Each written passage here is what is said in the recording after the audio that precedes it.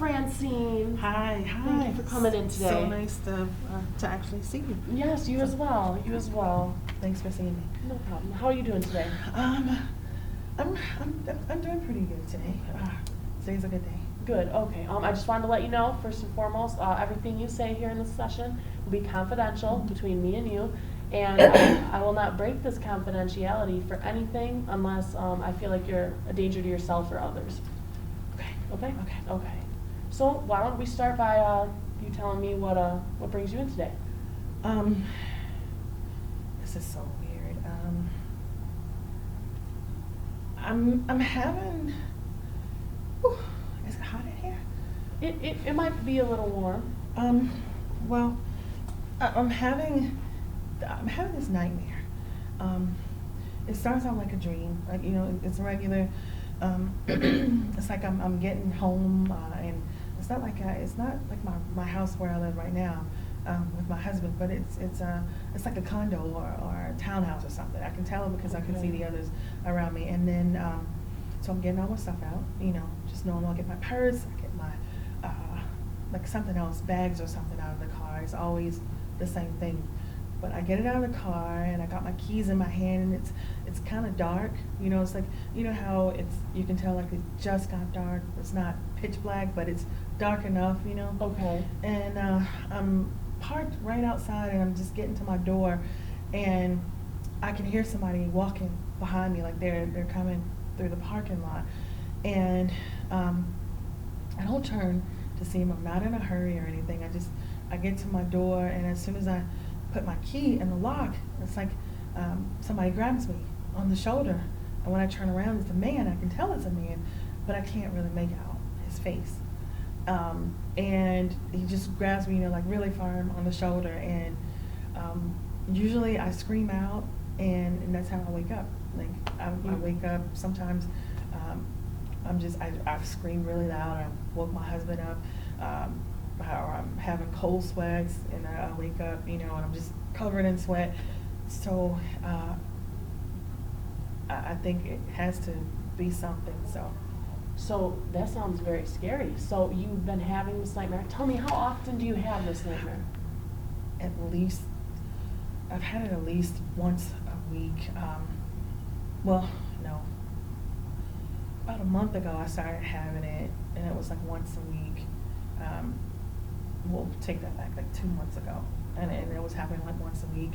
But this month, I know specifically, like this month, I have this dream like every other night. Okay. Every other night. Okay, so it went from once a week to every other night.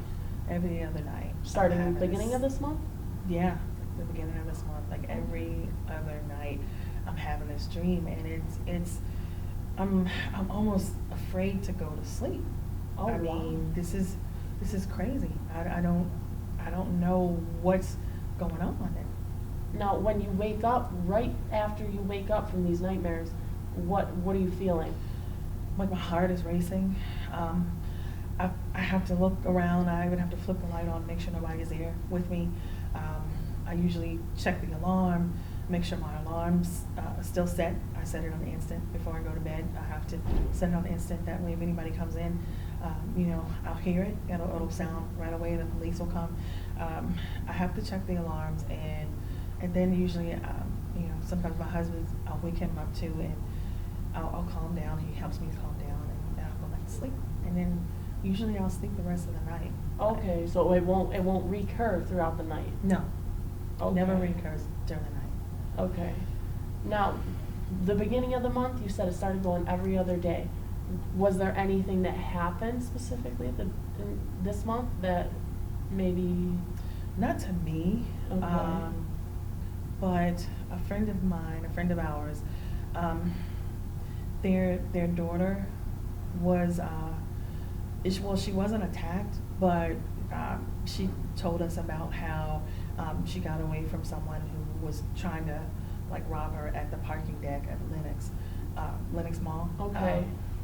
And they were, you know, this guy was, obviously he was trying to attack her, and he surprised her and kind of jumped out, but she was really fast, and she jumped in her car and was able to lock the door and call police, you know, and basically scared him off. Okay. Um, that's the only thing I can think of that happened now that you mentioned that. That's the only And major thing that and I can think of. since you've learned this from your friends, since you've learned this, did that's when the nightmares started getting more frequent? Yes. Now, you said initially though, the same nightmare started a few months ago? Yeah. Now, did anything happen before the nightmares began that you can recall? Anything traumatic, anything that could have caused you more stress than usual, anything out of the ordinary maybe? Like recently or just? Recently, within the past, let's say six months to a year? Nothing 6 months to a year, but I've been having that dream every once in a while for years. For years? Yeah. Do you recall when it started? The first time you ever had the dream? Yeah. Tell me about that. Maybe let's see, I'm 44 now. Okay. It's been happening at least about 20 years. 20 years. So you were about Just 24. every once in a while I'll have this dream, yeah. Okay. Yes, 24, that's right, maybe right after college. Did you go to college? I did. I am I'm an English professor. Okay. Now, I was, when I was 24, I was in grad school. I was actually Graduate school. finishing up grad school. Yeah, and I'm engaged to my husband. Oh, wonderful. Did anything happen at that time maybe? Oh my God. I didn't even think about this. When I was 24, I was attacked. I was attacked. Wow, I hadn't thought about this in forever. Yeah, I was attacked. I was attacked in my apartment. Okay. My fiance at the time, we shared an apartment. Yeah. I don't want to pry, but maybe if you could maybe talk with me through this. Tell me how as much as you can about it without hurting yourself. It was, wow. It was a Sunday. Okay. It was a Sunday afternoon, probably around this time of year, because I can remember seeing Christmas decorations on a lot of windows, but we didn't have Christmas decorations up in our place yet. Mhm. My husband, my fiance at the time, his name's Brad. Brad was actually like working at the college. We were living in Pennsylvania at the time. I was going to Penn State, and he was working at a nearby college as a professor. And someone showed up. Someone was knocking at the door, and I went to the door, and I could see it was a young man. Brad was gone. He was out actually playing bridge. He does this he was doing that like once a week with his buddies. And I opened the door, and the guy said that he was looking for Brad. He called him by his last name, Mr. Yates. He was looking for Mr. Yates. And I said, okay, well, are you one of his students? Mhm. And he said, yeah, he was supposed to help me today. And I said, well, maybe he forgot, Mhm. because he's gone, he's out playing bridge. I can let him know you came by, And he asked if he could leave his number, if I had something I could leave his. And I turned around and I said, yeah, sure. I didn't think anything of it, and he didn't look threatening. He had on a nice polo shirt. He had a khakis. He looked like a student. People I saw on campus all the time. And I turned around and I just wanted to run in the other room to grab a notepad. So I left the door open, and he's standing right there on the stoop of the apartment. And when I turned back around with the notepad, he locked the door. And I don't know why, but I didn't scream. I was like really, really calm about it. I still don't know why. I never screamed. He had his hand in his jacket, and I just thought maybe he had a gun or a knife. I didn't know what he had, but he told me that if I screamed, then he was gonna kill me. And he raped me, and it was like I was there, but I wasn't there. Like I was watching it, and I could see it, and I thought I was, all these thoughts were running through my mind. I was like, you should scream, you should do something. But then I could hear the neighbor upstairs, and I could hear their radio, because they always play their stereo really, really loud. Every day, every evening, they played it really, really loud. And I could hear the stereo, and I was thinking, there's no way they're gonna hear me if I scream, and he's gonna kill me. So I stayed, and when he was done, he tied me up. He pulls this wire like out of like our speakers we had in there in our living room, and he tied my hands behind my back, and he took some money out of my purse, like $100 or something, and I never screamed the whole time. He didn't hit me or anything, but he said that if I called the police, that he was gonna kill me. He's gonna come back and kill me. And he told me to wait, and like to give him time, I guess, to get away. And I sat there after he left. I don't know how long I sat there, but I know it had gotten dark, and he showed up like right before dark.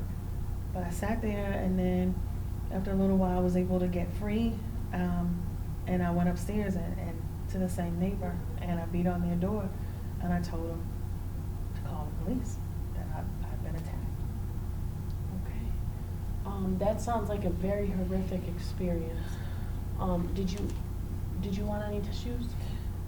No, I've never even cried about it. This has never bothered me before. I don't even understand what's happening right now. I mean, I've talked about it before, like when it happened, I was able to talk to the detectives, and you know, the detectives, like, they told me when they called the police, they told me not to go, you know, not to shower or whatever, to go because I was gonna need to go to get checked out, and I was able to do all of that. I didn't call my mom and dad. I didn't tell them about anything. I called Brad and told him, you know, got him to come home, and he actually met me at the hospital, but I was fine. I was fine, but it's like right after I was trying to tell the police officer that I needed to go now and identify the person. I was so cool about it, and he said no, I needed to go home and needed to rest because of everything that happened. But I felt fine at the time, except I felt like I needed to tell somebody. I needed to pick him out, you know. I needed to do the lineup thing, or look at the pictures, or do something, because it's like I could feel like I was forgetting what he looked like. It's like it was just going out of my mind that quick. And like I went there the next day to try to identify him, and I still don't know what he looks like. He didn't wear a mask, and it's just,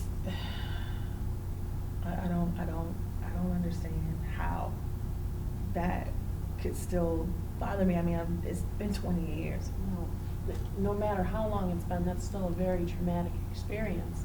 But I mean, I survived, and that was my thing. I made it, so, you know, so I survived. Right. Yeah. Well, you did survive, which is good because you're here now, but that's a violation of you, and not just body, but, you know, inside as well. So that's something that may never go away, but at least you're here, and you know, we're talking about it, so this could help with that. If you don't mind my asking, did they ever find the guy? No. They never found him, and like a month later, I mean, like somebody broke into our apartment again, because I think what he did, you know, he broke in. We went back home after like a day or so. We were staying at the same place, somebody broke in while we were out, and they ransacked the place and stole a lot of stuff, and after that, I just couldn't take it. I told Brad that I wanted to go and stay somewhere else, so we went to stay with one of his other professor buddies and their family. They had a bunch of kids. I just felt like if I was around, a lot of laughter, a lot of life, then I would feel better. And how did that work? I don't know. I kind of just, I thought it was going to be a good thing, but it's like I couldn't get back to feeling like myself. Like I felt numb, Yeah. Like I just felt numb, like everything was happening around me, and I can remember that, like while we were there, the kids, I'd met them before, and they were, all of them were like under 12 or whatever. And I would always like play games with them and spend time with them because they got a house full of girls. But while I was there, I can remember that I just didn't feel like doing anything. I just wanted to sleep, and it's like I thought, I would lay down for like what would be maybe what I would think would be maybe like a 10-minute nap. Okay. Just in the middle of the day, between classes, and I'd wake up like 9, 10 o'clock that night when Brad got home, and it just, I don't know, I just guess kind of a little bit out of it. You mentioned the word numb. Could you describe for me what numb feels like to you? I just want to understand where you're coming from. I felt like, don't get me wrong, I knew what had happened, but I felt like I survived it, so in that sense, I felt like I kind of like beat the person, even though I couldn't remember, I can't remember what he looks like. But I just, nothing bothered me, nothing made me happy, nothing, it was just like, I was just there. Like I couldn't feel anything. I didn't, Brad says I kind of just checked out. He says that I was like, he said to me that it seemed like I was somewhere else, like I was just being really distant, and I don't want to say cold, but I guess I kind of I didn't care for a while what he thought, really. Okay. It didn't matter to me, and I don't know, I didn't feel anything. I couldn't feel anything. It's just, I don't know. And how long did that feeling last for, of the numb? Let's see, we probably stayed there for like maybe like a month or two, and then our lease was up, so we were able to go to another apartment. And I don't know, I don't remember. I know it was at least a few months, because I can remember that was like winter time, and I can remember like finally Brad mentioned something that I was starting to look more and act more like myself, and I can remember that was when we were out celebrating my birthday, which is like March, like late March. So Okay. I don't know, maybe 4 or 5 months, maybe longer than that even. But Now, after that experience, did you talk to anybody professionally, like a therapist or a counselor or a I didn't need to. I was fine. I said, I made it. Yeah. What more Yeah. do I need to do? But it wasn't like I didn't talk about it, because I would talk, I had a couple friends, I would tell them about it, and they all were like, like Frankie, they call me Frankie, like, don't you need to let it out, or aren't you mad, or, I can remember one of my friends saying, she actually said I needed to talk to someone, and I was like, no, I'm talking to you, and I'm talking to everybody else about it, so why do I need to talk to someone else? Because that's all that I thought, going to a therapist was just going to be me talking about it. And if I could talk about it, why do I need to go and pay somebody else to listen to it? When I got friends who listened to me, and I didn't talk to Brad about it though. I still don't really talk to him about that. And actually, I haven't talked about this in, like I said, in 20 years.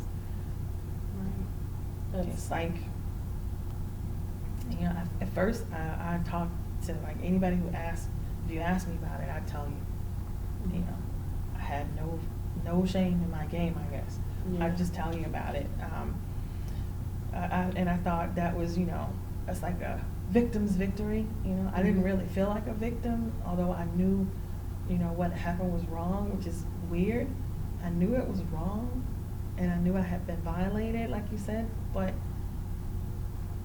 I wasn't angry, and I wasn't bitter about it. I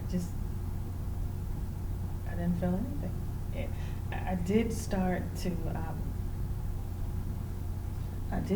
wonder, you know, like I would replay that day, and I could remember hearing them knock on the door, and it was really vivid for a while, and I would, you know, I'd be replaying it in my mind, and I could just think, like, what could I have done different? What could I have done different? You know, maybe I shouldn't have opened the door, and I'm like, oh, when he was standing right there in the living room next to my TV, I should have, you know, gone for my phone and tried to call 911, or I should have tried to brush past him and get out, you know.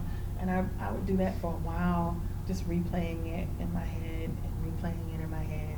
And then it's like I just like realized, hey, it happened. This is how it happened. You can't fix it, so move on. And then I think the nightmares probably started like maybe about 6 months after. After the incident? After it Or happened. after? Okay. Well, I think they started, I'm sure I probably had it before, maybe, I don't know. But I vividly remember that they did start around that summer, because I know we were out, we were staying with some friends. We'd all gone up into the mountains and rented a cabin, and I woke everybody up because I woke up yelling. Okay. That's a scary experience. Tell me right now how you're feeling after talking about this. It's like my heart is about to jump out of my chest. Okay. And I feel like I could run out of here. I feel like I need to run. We don't want that. Yeah. What emotions do you have that you're experiencing right now? It seems like you seem to be upset. So I I'm want to very understand. upset. I'm really angry at myself Angry. because I should have fought that. You know, I should have done something different. I should have made that police officer take me to the police station so I could point the person out, you know, right then and there. What if he hurt somebody else? You know, Well, I survived, but what if somebody else didn't? You know, so you're angry with yourself. I'm angry. Yeah, I guess so. And I mean, for the longest time, I wouldn't even allow myself to, like, I don't watch movies with rape scenes in it. I don't Okay. talk to anybody else about rape. I haven't talked to anybody about anything to do with like attacks and things like that. I avoid it like the plague. But this is my best friend, and it was her daughter. It was my goddaughter. You know, I don't think I mentioned that, but you know, when she's telling me and she's my goddaughter, that I can't just say to her, you know, don't tell me about it, because we became friends after the attack. So we've been friends now for about 15 years. And she became my goddaughter when she was like 5-6 years old. Do so. they know about the attack? No. They don't know. I've never mentioned it. Okay. It's in my past. Right. Okay. And when your goddaughter, you say, when she described what happened to her, to you, how were you feeling at that moment? I cried. I didn't even cry when I got attacked. I've never cried about it. But I cried like a baby. I cried so hard that I think it even scared her. But I was so hurt that she was almost hurt. And all I could think about is, what if she hadn't gotten to her car in time? You know? And she lives in the city. Like at the time we were living in city when it happened to me, and all I could think about, because, you know, like shortly after that, we moved out to like maybe like 30, 40 minutes outside of the city, and I rarely go into the city. When I go into the city, I have a purpose. Like right now, you know, with us here in the Atlanta area, I live up north, like 40 minutes from downtown, and when I go downtown, I get what I need done during the day, and I'm not there at night. You know, I guess when I think about it, I do take precautions, and I guess maybe it's probably been in the back of my mind. I just think of it as routine now. But when she got attacked, when my goddaughter got attacked, and that's at Lenox, you know, like in the heart of the city, and she's a student at Georgia State, and I'm super worried about her now, and maybe trying to get her to maybe change schools, you know, go somewhere else, somewhere in a smaller town, smaller school, or at least, you know, maybe commute, maybe drive into school. I'm just so worried because I don't want that to happen to anybody else. Yes, that is a terrible thing to happen to anyone. Nobody should have to go through anything like that. It's rough. It is. Now, your husband, you said he knew about the incident and he knows about the current nightmares. Yeah. And do you have any children? No, we don't have any children. So your parents, did they know about the situation that had happened? Yeah, they did. It was my mom knew about it, but you know, I was strong for her. I never let on that anything was wrong. I told her I was okay. She lived in another state, but I let her know I was fine. You know, I didn't want her worrying about me because it was just her at the time. I'd already lost my dad. You know, I'm an only child. I didn't want her worried about me. And so, but they know, okay. And was there, you said there was no therapy at all. The police didn't provide you with, maybe a rape response number? Yeah. Did you ever have to call that hotline? I talked to somebody at the hospital that night, but I told them I was fine, and they were a little concerned that I was so calm and able to answer their questions. I didn't, and I'm sorry, let me just say, you asked me if my mom had other kids or had sisters, but my mom and dad did not have any other kids other than me, but my dad did have older kids, so I've got like 3 older sisters. Okay. Yeah, but you know, we see each other occasionally. We don't talk, and I never told them. You never told your sister? And your father, does he know? He did know. Okay. My mother told him. Okay. And are they still alive? My mother is still alive. My father is not. Okay. And in all this time, you've never revisited what happened to you in the past 20 years? Yeah, no.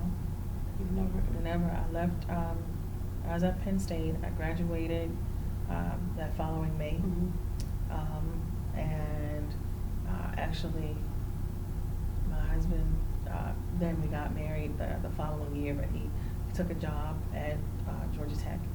And so we moved to Atlanta, and we've been here ever since. Okay. So I never go back. I don't go back. I don't feel like I have to go back. I don't go back there. Not even to the state. Oh, not even the state? No. Okay. And you said you work as an English teacher? I'm an English professor. English yes. professor. And what level do you teach at? I teach actually undergrad and graduate. Undergrad and graduate, okay. Yes. Okay. And how has that been going for you? Has that been going okay? It's been going well. I love what I do. Has has the current nightmares, that hasn't interfered with your work at all? It has not interfered with my work at all. I usually get rest, so no one notices. anything at school. I don't miss work or anything because of it. Nobody knows that it happened. Nobody in my life here in Atlanta knows about this except Okay. my husband. Okay. And from what you've told me, I'm gathering that this experience years ago could have had more of an effect on you than maybe you might have realized. So I'm gonna have to ask to see you again. I don't think one session will cover this. I think we might need to make this a mandatory every week thing, if that's okay with you. I think it's a good idea. I mean, honestly, I'd have to say I can't talk about it anymore today. I feel No, just that's- drained I right can- now. So. That's completely fine. Why don't I give you my contact information? Here's my card. Okay. And there's times on there. You can Okay. call me anytime if you feel like you need to talk. Within those times, if it's an emergency and you really do need to talk to me, you can call outside of those hours. Just maybe try to keep it reasonable, but those are the times that are best. But if you need me, then call, and we'll schedule for next week at the same time. But if you need me beforehand, please don't hesitate to call. Thank you so much for Thank you. coming in today. Thank you for seeing me. Of course.